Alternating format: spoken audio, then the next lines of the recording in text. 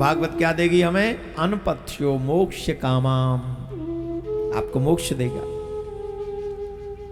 अब बताइए, इतनी बड़ी गारंटी के बाद भी अगर मनुष्य मन लगाकर भागवत न सुने तो उससे बड़ा मूर्ख कोई होगा? जवाब दीजिए।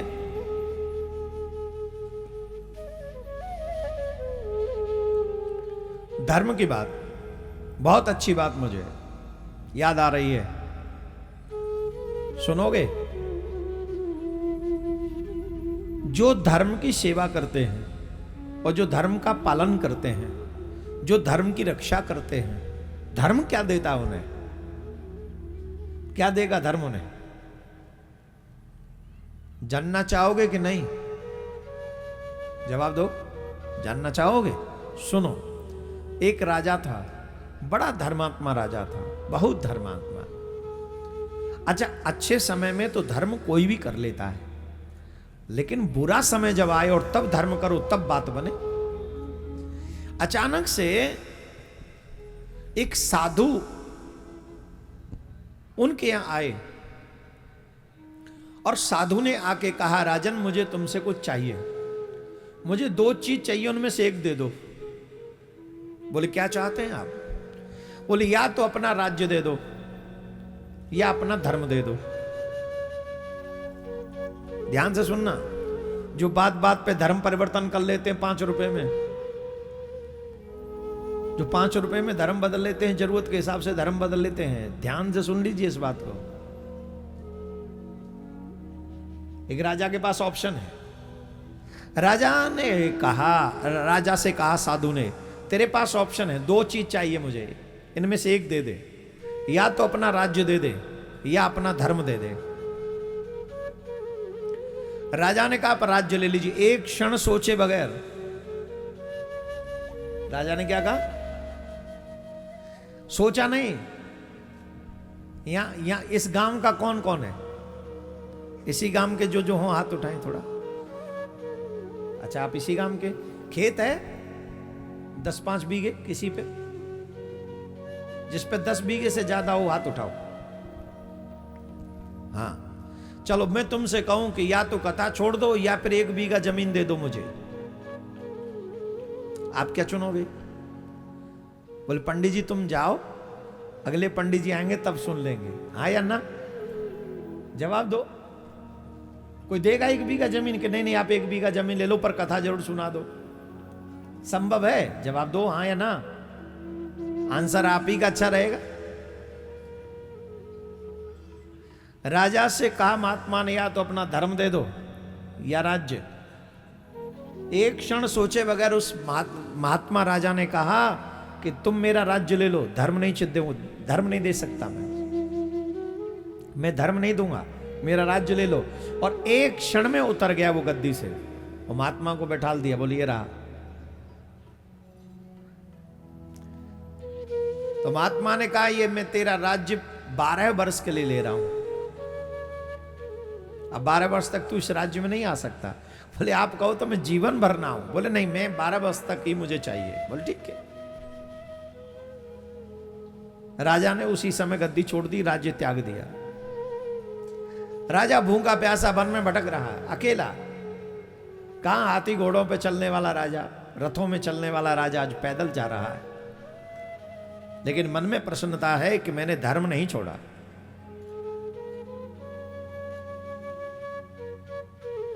चार चीजों की परीक्षा विपत्ति में ही होती है, धीरज, धर्म, मित्र और नारी, आफत काल परखिए चारी।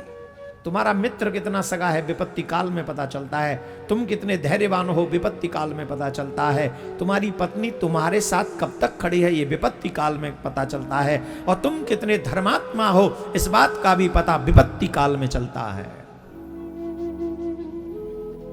बुरे समय में भी तुम धर्म का त्याग न करो, संकट के समय में भी तुम धर्म का त्याग न करो, तो समझना तुम धर्मात्मा हो।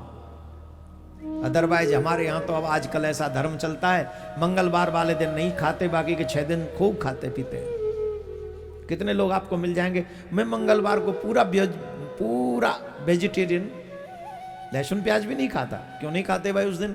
बोले उस दिन मैं मंगलवार का व्रत रखता हूं ना, हनुमान जी को बहुत मानता हूं मैं, अच्छा, मंगलवार वाले दिन तुम्हारे हनुमान जी रहते इसलिए, बुधवार को हनुमान जी कहीं और चले जाते हैं? बुधवार को हनुमान जी धरती पे नहीं रहते? शनिवार के दिन हनुमान जी पाताल फोड़ चले जाते हैं, पाताल फोड़ देते, वहां जाते हैं। पापी कहीं के, अपने हिसाब से धर्म लगा लिया, अंदाज लगा लिया, जो मन में आ रहा है उसी को धर्म मान रहे हो। अरे वहां जाओगे डंडे पड़ेंगे, डंडे नरक में लोहे के डंडे हैं, गरम कर करके मारते हैं। धर्म वही है जिसे वेद स्वीकार करे, धर्म वो नहीं जिसे तुम्हारा मन स्वीकार करे। जिसे सिर्फ तुम्हारा मन स्वीकार कर ले वो धर्म नहीं है। जैसे शास्त्र स्वीकार करे, जैसे गुरु स्वीकार करे, राधेश, वो धर्म है। और हमें धर्म के पथ पर चलना चाहिए। धर्मात्मा कौन? जो विपत्ति काल में भी धर्म का पीछा न छोड़े। राजा के मन में यही संतोष था कि भगवत कृपा से ये भाव बना रहा और वो राज्य छोड़ के चला गया। तो एक जंगल में जाके बैठ गया पेड़ के नीचे। तो उसने देखा एक सामने से एक राजकुमारी, बड़ी सुंदर सी राजकुमारी घोड़े पर बैठकर दौड़ी चली आ रही है। घोड़े पर बैठी दौड़ के चली आ रही है। तो राजा के पास आके रुक गई। उस राजकुमारी ने पूछा, तुम कौन हो? वो वन में क्या कर रहे हो? राजा ने कहा, कुछ नहीं, मैं तो बस पथिक हूं। पर तुम कैसे वन में अकेली स्त्री हो और वन में भ्रमण कर रही हो? तो उस राजकुमारी ने कहा, राजन, मेरे पिताजी के राज्य में मेरे पिताजी के शत्रु ने आक्रमण कर दिया, मेरे भाइयों को मार दिया, मेरे पिता को मार दिया, मैं अपनी जान बचा के भागी। हे पथिक, क्या तुम मेरी रक्षा करोगे? बोले, अवश्य करूंगा। बोले, चलो इस वन में से आगे चलते हैं। राजा ने कहा कि तुम इस घोड़े पे बैठो। बोले, नहीं, तुम बैठो। राजा ने कहा, यह उचित नहीं, स्त्री पैदल चले और पुरुष किसी वाहन में बैठे, ये अच्छा नहीं लगेगा। तो उस राजकुमारी ने कहा, स्त्री ही तुमसे कह रही है कि तुम घोड़े पे बैठो। मैं कहती हूं तुमसे, बैठो घोड़े पे, मैं चलती हूं साथ में। बार बार आग्रह करने पर वो राजा घोड़े पे बैठा और एक नगर में पहुंचे। नगर में पहुंचे तो राजा से उस राजकुमारी ने कहा, जाओ इस नगर में कोई ऐसा स्थान देख के आओ जहां रुक सकें, जहां हम और तुम, क्योंकि तुम भी संकट के मारे हो, हम भी संकट के मारे हैं, जहां हम लोग ठहर सके। राजा ने कहा, हम नहीं देखेंगे, मतलब आज की भाषा में कहें तो किराए का मकान ढूंढो। बोले, हम नहीं ला सकते किराए का मकान। बोले, क्यों? हमारी जेब में कुछ नहीं है। बोले, चिंता मत करो, मेरे पास कुछ है, 2 सोने की मोहर दी। बोले, ये लो। मकान देख क्या और अच्छा देखो। मकान देखा, अच्छा देखा। बोले, खाने पीने की व्यवस्था करो। बोले, मेरे पास कुछ नहीं है। फिर 2 सोने की मोहर निकाली। बोले, ये लो। चिंता नहीं करो, धन तो मैं लेके आई हूं वहां से। इस पूरी कहानी को मन लगा के सुनेंगे तो आपको समझ में आएगा क्या है। धन मेरे पास है, धन की चिंता नहीं है, तुम व्यवस्था करो। व्यवस्था किया, भोजन की व्यवस्था कर दिया। अब भोजन इतना हो गया, महीने 1.5 महीने आराम से कर सकते हैं। सोने की मोहर थी, कोई साधारण बात नहीं थी। अब भोजन चल रहा है। एक दिन उस राजकुमारी ने कहा कि तुम यह महल में पड़े रहते हो घर में, अरे राजा से दिखते हो, राजा हो, तुमने बताया, तो कचहरी में जाके बैठा करो, थोड़ा देखा करो। बोले, मैं किसी को जानता नहीं, कचहरी में जाऊंगा लोग क्या कहेंगे। अरे बोले, जाओ तो सही, जाके तो बात करो, बैठो तो सही।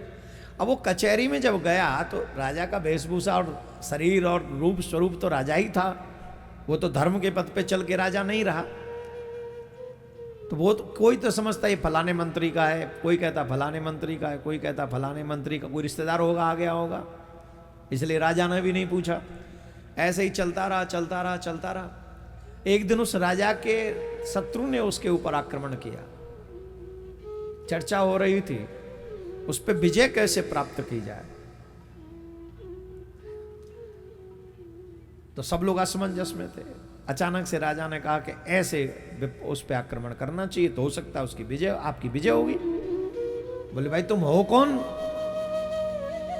तुम किसके जानकार हो? उनसे पूछा तुम्हारे साथ है, तुम्हारे साथ है, तुम्हारे साथ है। सबने कहा हम नहीं, हम तो इसको जानते ही नहीं। बोले तुम हो कौन?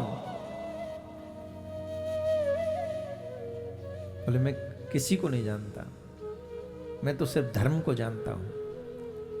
पूरी कथा सुनाई अपनी। राजा बड़ा प्रसन्न हुआ कि एक राजा होकर एक साधु को 12 वर्ष के लिए राज्य छोड़ाया, कितना धर्मात्मा राजा हो। राजा बड़ा प्रसन्न हुआ। उन्हीं की बताए हुए मार्ग पे चल के उस आक्रमण किया तो उसमें उसकी विजय हो गई। राजा बड़ा प्रसन्न हुआ। राजा ने अपने ही महल के बराबर में उनको महल दिया और कहा अब आप यहीं रहना, कोई नहीं, ये राज्य भी आपका है। वो जो राजा था वो गया उस राजकुमारी के पास में और राजकुमारी से कहा राजकुमारी चलो। बोले कहाँ? बोले अब इस मकान में रहने की आवश्यकता नहीं, राजा ने हमारे लिए महल दे दिया है, अब उस महल में रहेंगे। राजकुमारी ने कहा ऑर्डर तो ऐसे कर रहे हो जैसे मैं तुम्हारी पत्नी हूं। अरे बोले पत्नी नहीं हो पर यहां तक आपने हमारा साथ निभाया इसलिए कह रहे हैं चलो, अब अच्छा समय आया तो उस अच्छे समय में भी आप हमारे साथ रहो। तो उस राजकुमारी ने कहा राजन जानते हो मैं कौन हूं? बोले कौन हो? ये ध्यान से सुनना। राजकुमारी ने कहा जानते हो मैं कौन हूं? बोले कौन हो आप? बोले मैं धर्म हूं। तुमने मेरा साथ नहीं छोड़ा था इसलिए तुम्हारा साथ देने के लिए चला आया। तुमने मेरा साथ निभाया इसलिए मैं तुम्हारा साथ निभाने चला आया। धर्मो रक्षति, धर्मो रक्षति, याद है कि नहीं? तो बोलो धर्मो रक्षति। तुम धर्म की रक्षा करोगे, धर्म तुम्हारी रक्षा करेगा। और तुमने अगर धर्म की हत्या करने का मन बना लिया तो धर्म तुम्हें जड़मूले नष्ट कर देगा। If you don't believe my words you can read the Ramayana. आप रामायण पढ़ो, रावण को कोई पानी देने वाला नहीं बचा। धर्म को मिटा सकोगे? रावण नहीं मिटा सका, तुम मिटाओगे। कोरोना से मरने वाले लोग रामायण मिटाएंगे, धर्म मिटाएंगे। मलेरिया से मर जाने वाले लोग, फूड पॉइजन से मर जाने वाले लोग धर्म को मिटाएंगे? ये पापी कहीं के मिटा तो नहीं सकेंगे, मिट जरूर जाएंगे। तो करना क्या है? धर्मो रक्षति। आप धर्म की रक्षा करो, धर्म आपकी रक्षा करेगा, इसमें संशय नहीं। एक और बात ध्यान से सुनिए। राजा ने कहा आप धर्म हैं? बोले हाँ मैं धर्म हूं। बोले फिर तो आपको चलना ही होगा। बोले नहीं मैं नहीं चल रहा। पर्चा खोलो, बताओ कितने दिन हो गए राज्य छोड़े? तो अचानक से देखा तो आज ही के दिन उसके 12 वर्ष कंप्लीट हो गए। बोले आपके साथ रहते रहते तो मुझे पता ही नहीं चला कि कब 12 वर्ष निकल गए। बोले राजन जो धर्म की रक्षा करता है धर्म हमेशा उसके साथ खड़ा रहता है, इसलिए चिंता नहीं करना। अब जाओ अपना राज्य करो। ये कहानी, ये कथा हमें हमारे बच्चों को सिखानी चाहिए, जो आज मदिरा पी रहे हैं, जो आज मांस खा रहे हैं, जो आज आप मां बाप से लड़ रहे हैं, जो आज बाइक पे बैठकर किसी अनजान व्यक्ति की लड़कियों को घुमा रहे हैं, मूवी थिएटर में 3-3, 4-4 घंटे बिता रहे हैं, अपने भविष्य को कुचल रहे हैं, उसे ध्वस्त कर रहे हैं। ये कहानियां उन बच्चों को सुनाओ, उन लोगों को सुनाओ जिनकी सारी रात क्लब में निकल जाती है। उन्हें बताओ वो कितना खो रहे हैं, वो कितना गमा रहे हैं। उन लोगों को सुनाओ ये कहानी जो 4 अंग्रेजी के शब्द पढ़ने के बाद में बिना पैक लगाए सोते नहीं है रात में। उन्हें सुनाओ कि तुमने खोया क्या है जीवन में। जब उन्हें पता चलेगा ना उन्होंने बहुत कुछ खो दिया, तब वो कंडीशन होगी, फिर पछताए हो तो कहा जब चिड़िया चुग गई। समय बहुत तेजी से भाग रहा है, बहुत तेजी से। कब बच्चे जवान हो गए पता नहीं चला, और कब जवान बूढ़े हो गए पता नहीं चला, और बूढ़े होने से पहले मृत्यु कब आ जाती है बताती भी नहीं है। जो एक दिन पहले हमारे साथ में खड़े होते हैं, एक क्षण में वो हमें छोड़ के चले जाते हैं, और ऐसा लगता है जैसे हाथ में से रेत फिसल गया। आप सब कुछ होते हुए भी कुछ नहीं कर पाते उनके लिए, कुछ भी नहीं, अपनों के लिए नहीं कर पाते हैं। अपने हाथों से अपनों को विदा करके आ जाते हैं। उस समय अगर कुछ साथ जाता है तो सिर्फ धर्म साथ जाता है, बाकी कुछ भी हमारे साथ नहीं जाता।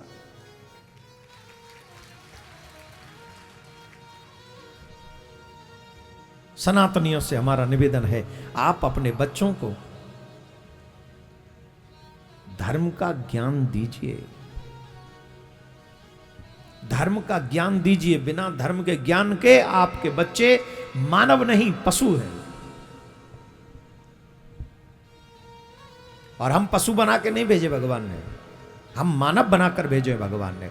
अगर हम मानव बनाकर भेजे हैं तो ये हमारी जिम्मेदारी है कि हम जीवन भी मानव के तरीके से जिए।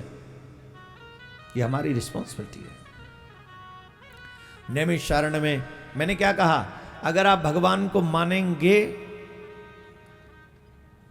उनको पूजेंगे, उनके बताए हुए मार्ग पे चलेंगे, तीनों प्रकार के ताप नष्ट करने की क्षमता उनमें है।